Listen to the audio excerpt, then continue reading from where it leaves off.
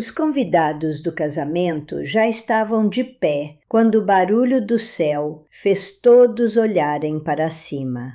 Um helicóptero desceu sobre a propriedade Carter e antes que alguém pudesse processar o que estava acontecendo, saí com 3 crianças ao meu lado. A música parou. A noiva congelou. E então, meu filho Noah apontou direto para o noivo e perguntou: "Mãe, aquele é meu pai?" Toda a multidão ficou em silêncio, porque o homem de pé no altar, o mesmo homem que se preparava para casar com outra mulher, parecia exatamente com meus filhos. E naquele único momento de respiração suspensa, o casamento perfeito começou a desabar.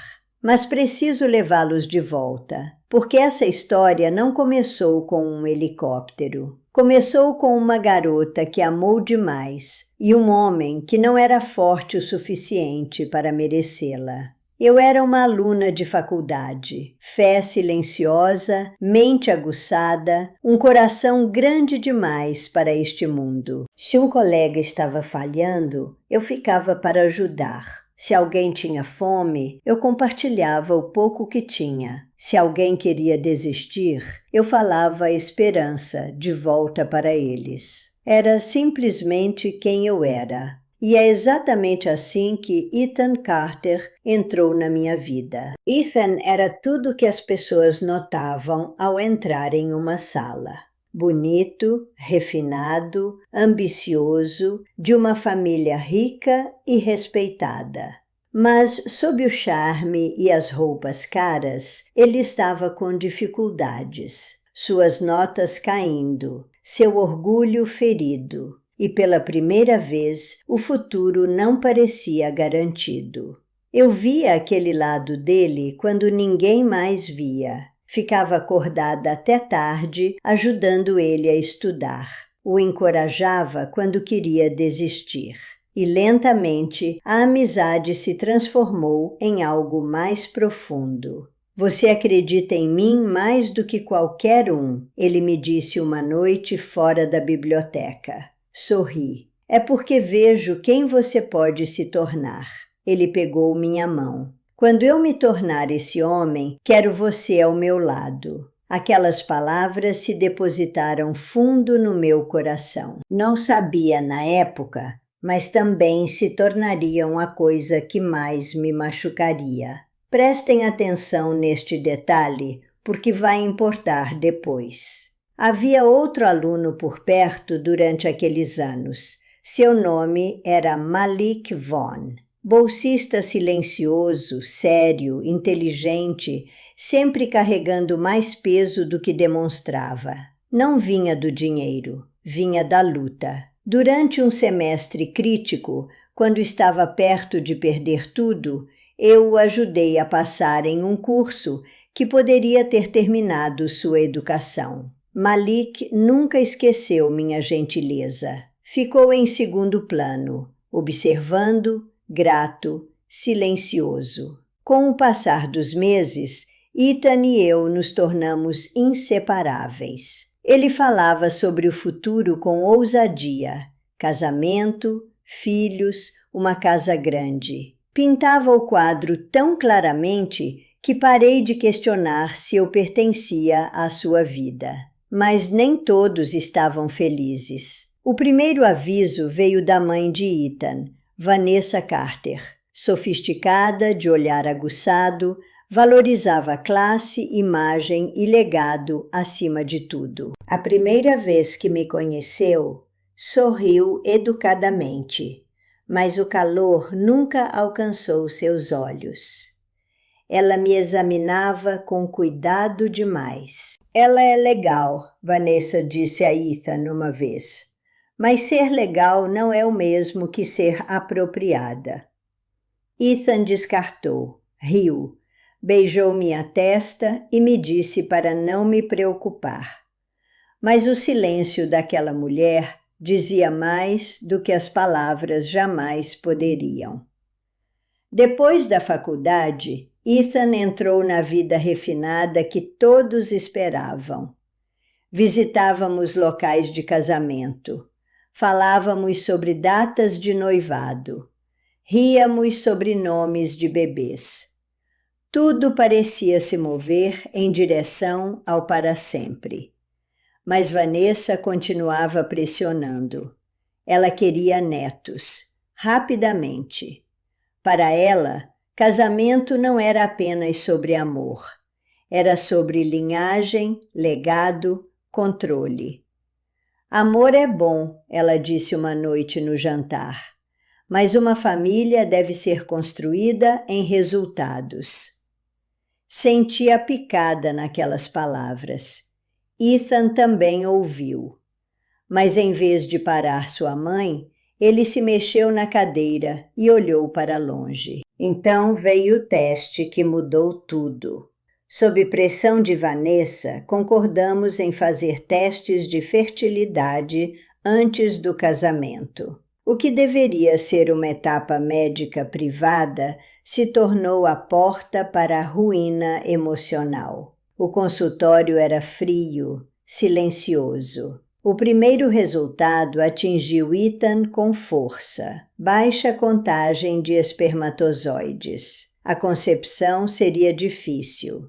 Seu rosto mudou. O homem confiante que conhecia ficou ali, congelado, ferido em um lugar que seu orgulho não conseguia esconder. Peguei sua mão imediatamente. Vamos enfrentar isso juntos. Mas a consulta não havia terminado. O médico explicou que eu também tinha complicações reprodutivas. A sala ficou imóvel. O que deveria nos aproximar começou a empurrar medo para o espaço entre nós. Pensei que iríamos para casa, oraríamos, chorizaríamos, nos abraçaríamos. Em vez disso, Vanessa transformou o diagnóstico em uma arma. Ela me encurralou em privado. Um homem Carter precisa de segurança. Uma mulher que não pode garantir a linhagem familiar é um risco. Encarei-a, chocada. O médico disse que ambos podemos enfrentar desafios. Ela levantou o queixo. Meu filho não será aquele inculpado quando tudo desabar. Ethan mudou. Lentamente no início, depois de uma vez. Distante, de temperamento curto, frio nos momentos em que eu precisava de ternura. Parou de me defender. Parou de me proteger do veneno de sua mãe. E uma noite, depois de uma discussão cheia de dor, ele quebrou meu coração com uma frase. E se você nunca me der filhos, Nia? A sala pareceu se abrir. Olhei para ele como se não conhecesse mais o homem à minha frente. Fiquei ao seu lado, sussurrei. E é isso que você me diz? Antes que pudesse retomar as palavras, Vanessa interveio. Olhos frios, voz calma. Talvez seja melhor partir agora do que desperdiçar mais anos. As lágrimas vieram rápido. A ferida mais profunda não era o diagnóstico, era isto. O homem que deveria ter me confortado se tornou aquele que me esmagou. Saí da casa Carter em lágrimas e ninguém me parou. Desapareci em silêncio. Deixei os lugares onde Ethan poderia me procurar. Parei de responder chamadas antigas. Peguei um pequeno apartamento do outro lado da cidade e tentei reconstruir. Alguns dias eu sentava perto da janela orando. Algumas noites chorava tão forte que tinha que cobrir minha boca para os vizinhos não ouvirem. Então meu corpo começou a mudar. No início culpei o estresse, mas no fundo Sabia que algo se sentia diferente. Com as mãos tremendo, fui ao médico sozinha. Eu estava grávida. As palavras me atingiram tão forte que mal conseguia falar. A frase cruel de Ethan ecoou na minha memória. E se você nunca me der filhos, Nia? E agora isto, depois da rejeição, depois da humilhação. Mas o choque não tinha acabado. Um segundo exame confirmou o impossível. Não estava carregando um bebê. Estava carregando trigêmeos. Desabei no consultório. Cobri meu rosto e chorei, o tipo de choro que vem de um lugar fundo demais para as palavras. Não porque era infeliz, mas porque o milagre tinha vindo depois do coração partido.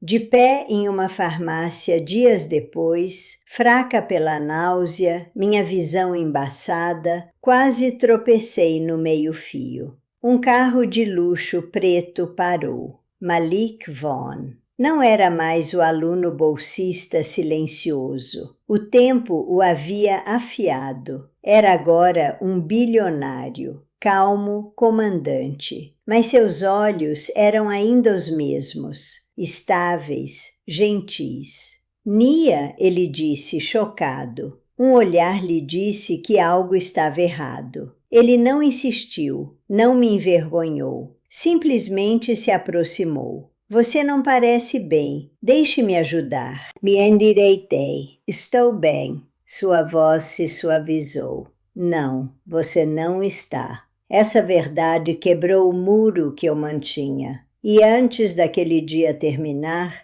aceitei sua ajuda. A casa de Malik era grande e silenciosa. Mas o que mais me impressionou não era a riqueza, era a paz. Nenhum olhar frio, nenhum sussurro cruel. Ele disse a seu pessoal com firmeza: ela é uma convidada. Qualquer um que lhe falte com respeito, responde a mim. Ele nunca forçava conversas, me dava espaço, mas estava sempre perto. E sem que nenhum de nós nomeasse, algo mais profundo começou a crescer.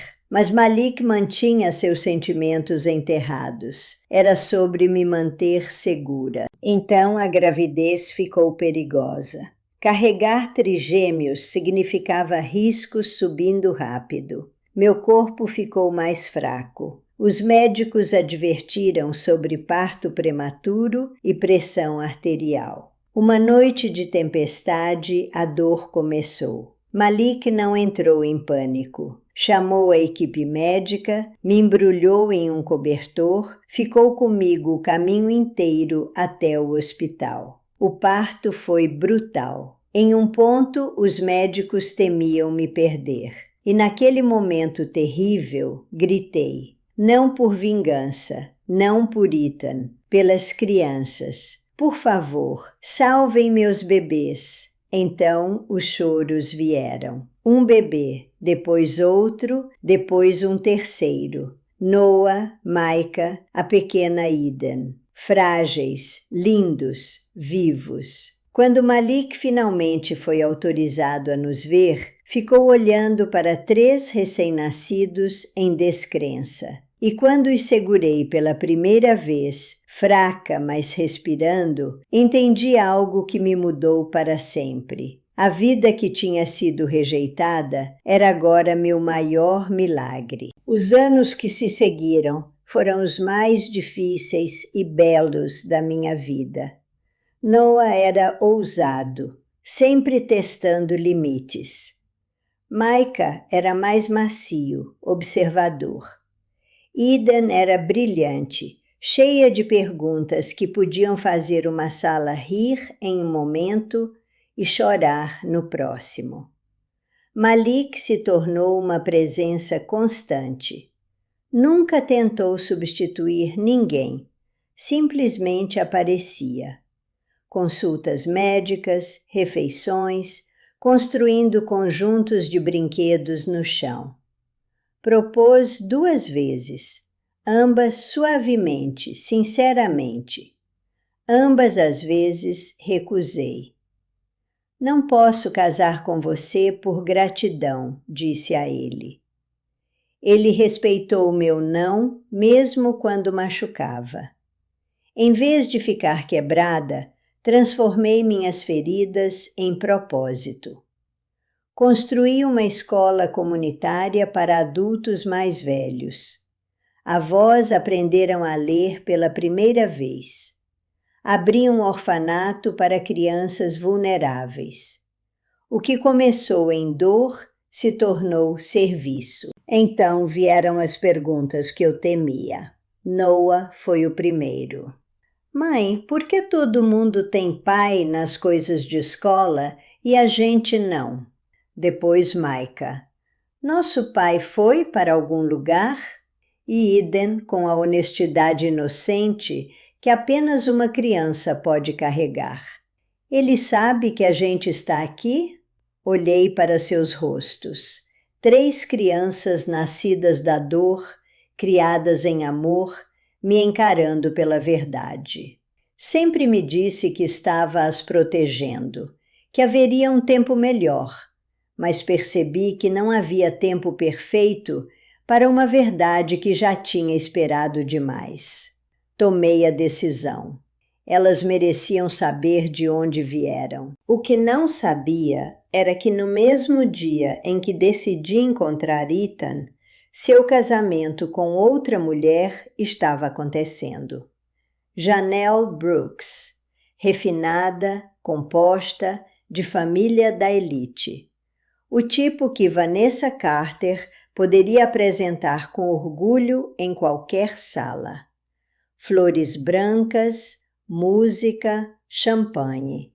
Aparências perfeitamente mantidas. Malik organizou um voo para nós, não para fazer cena, não por vingança, apenas para nos levar com segurança. Noah estava animado. Micah sentia a seriedade. Eden pressionava as mãos na janela o caminho todo. Mamãe, nosso pai vai nos reconhecer logo de cara? Forcei um sorriso. Não sei, querido. E então chegamos. O helicóptero desceu. Os convidados olharam para cima. A música parou. Saí com meus 3 filhos ao meu lado. O silêncio se espalhou como onda de choque. As pessoas olhavam para as crianças. Depois olhavam para Ethan. A semelhança era inegável. Noah apontou para o altar. Mãe, é ele? Micah franziu a testa. Por que ele se parece conosco? E Eden, com a voz mais clara de todas. É este o papai que viemos procurar? O casamento se despedaçou. Janelle deu um passo para trás, o rosto mudando de confusão para humilhação, para fúria. Virou-se para Ethan, cujo rosto tinha perdido toda a cor. Você me fez caminhar pelo altar dentro de uma mentira, ela disse. Ela se afastou. Sua família a seguiu. O noivado, o casamento, o futuro anunciado horas antes, tudo terminou em segundos. Mas perder Janelle não foi a dor mais profunda para Ethan. Veio quando tentou se aproximar dos filhos e eles recuaram. Noah se moveu primeiro. Não se aproxime, Micah o fixou. Se você é nosso pai, onde estava? E Eden, que tinha feito a pergunta mais inocente no casamento, agora o olhava com tristeza silenciosa. Por que você não veio antes? Vanessa viu as crianças claramente. Entendeu tudo. A mulher que uma vez me dispensou como inadequada estava face a face com a prova viva do milagre que ajudou a expulsar. Agarrou o peito e desabou na frente de todos. E Ethan não podia fazer nada a não ser fitar a família que rejeitou em pé bem à sua frente. A história não terminou com destruição. Terminou com algo mais difícil: reconstrução.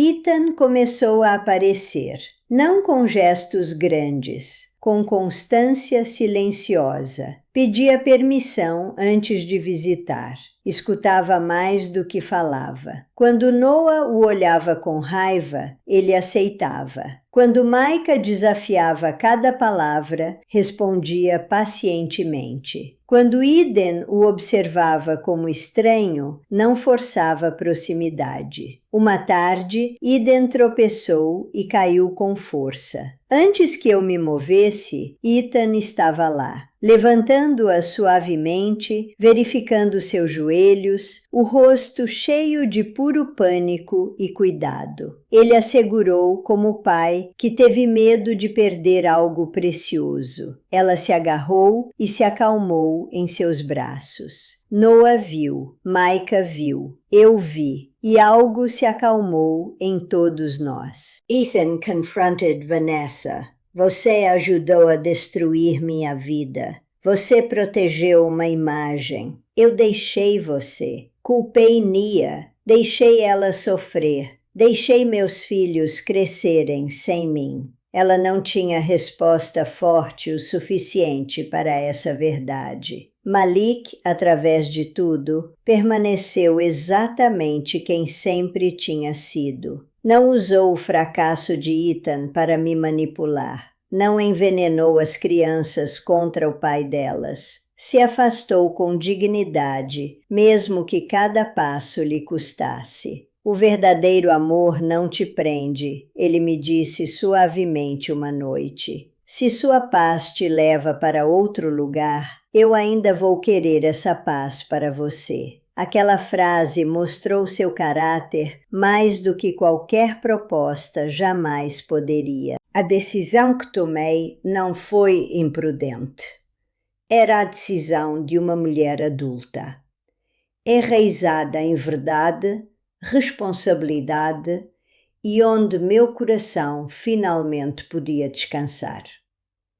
Escolhi o caminho que honrou cura, restauração familiar e o futuro que meus filhos precisavam. Minha escola para adultos se expandiu. O orfanato abriu completamente, tornando-se refúgio para crianças vulneráveis. O que começou em dor tinha se tornado propósito. O que começou em rejeição tinha se tornado legado. E as crianças, Noah, Micah e Eden, terminaram este capítulo sem mais carregar a dor silenciosa da ausência paterna em seus corações. Se essa história te tocou, deixa um like. Isso me ajuda a continuar trazendo essas histórias toda semana. Me digam nos comentários quem tocou você mais. Foi a força necessária para continuar em pé depois de ser jogada fora? Foi a lealdade de Malik, o tipo de amor que deixa ir quando precisa? Ou foi ver um homem que falhou lutar para reconquistar o que destruiu? Todas essas três coisas ainda pesam comigo. Leio cada comentário. Me digam de onde estão assistindo e que horas são aí. E se ainda não se inscreveram, façam. Toda semana há uma nova história e algumas batem ainda mais forte do que esta.